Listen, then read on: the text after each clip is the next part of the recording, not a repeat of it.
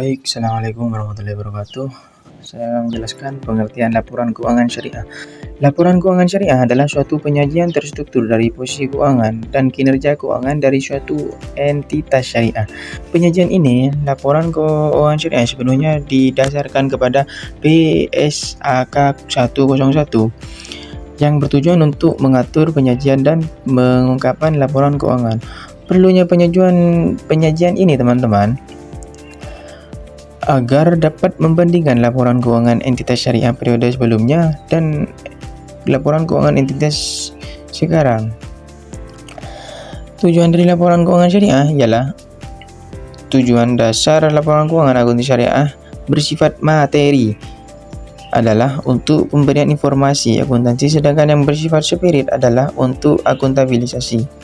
Akuntansi syariah harus dibangun sedemikian rupa berdasarkan nilai-nilai etika dalam Islam sehingga bentuk akuntansi syariah dan konsekuensinya informasi akuntansi yang disajikan menjadi lebih adil, tidak berat sebelah, sebagaimana kita temukan pada akuntansi modern yang memiliki kepada kapitalis dan kreditor dan menekan nilai-nilai maskulin. Baik, di sini saya akan melanjutkan tentang neraca. Neraca adalah laporan keuangan yang menggambarkan posisi keuangan perusahaan dalam suatu tanggal tertentu atau moment of time. Sering juga disebut bertanggal tertentu, misalnya bertanggal 31 Desember 2009. Posisi yang digambarkan adalah tidak luput dari posisi harta, posisi utang, dan posisi modal. Suatu perusahaan pada tanggal tertentu, biasanya pada saat buku ditutup, yakni akhir bulan, akhir triwulan, atau akhir tahun.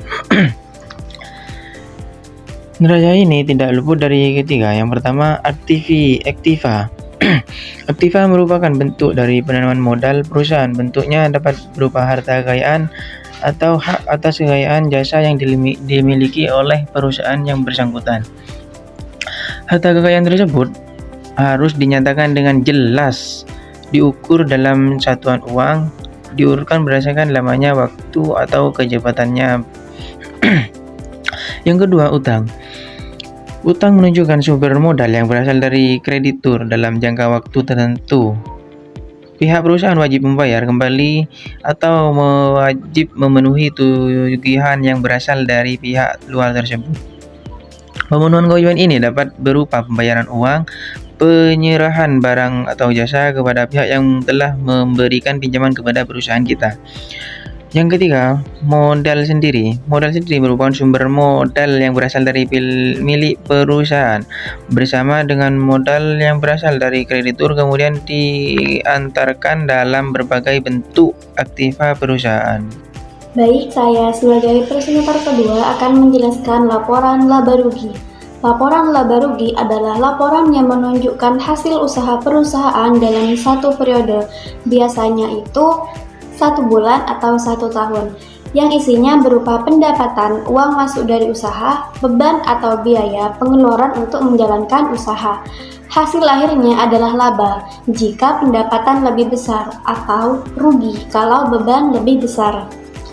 Fungsi dari laporan laba rugi adalah yang pertama, yaitu menilai kinerja masa lalu. Dari pendapatan dan beban bisa dilihat apakah perusahaan bekerja dengan baik.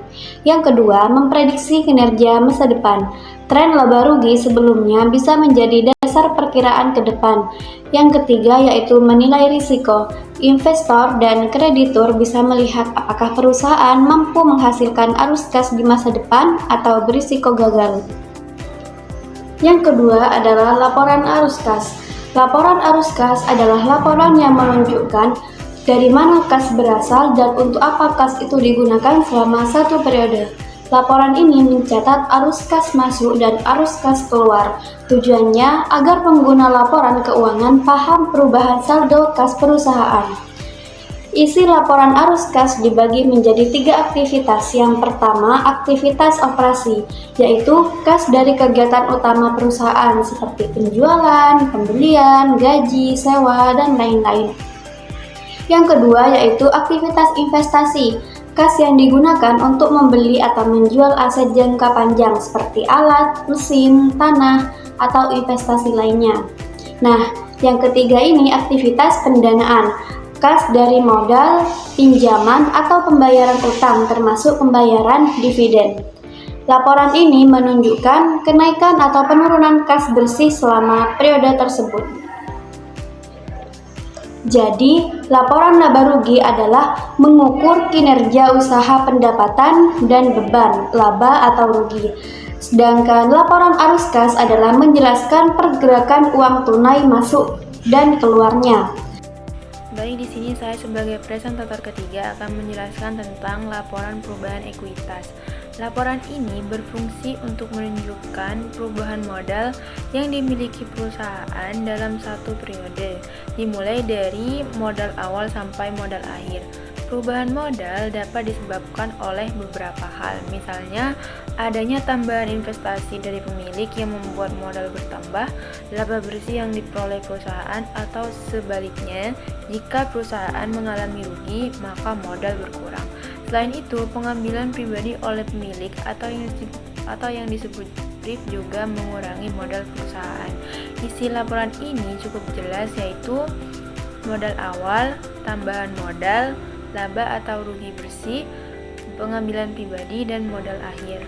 Laporan ini sangat penting karena membantu pemilik dan pihak terkait melihat bagaimana modal perusahaan berubah sepanjang periode akuntansi. Yang kedua yaitu laporan sumber dan penyaluran dana zakat. Laporan ini menunjukkan dari mana dana zakat berasal, bagaimana dana tersebut disalurkan, dan berapa saldo zakat yang tersisa pada akhir periode. Zakat adalah kewajiban syariah bagi muzaki yang memenuhi nisab dan haul. Sumber dana zakat bisa berasal dari internal bank seperti zakat dari laba perusahaan ataupun dari eksternal, misalnya zakat nasabah dan masyarakat umum.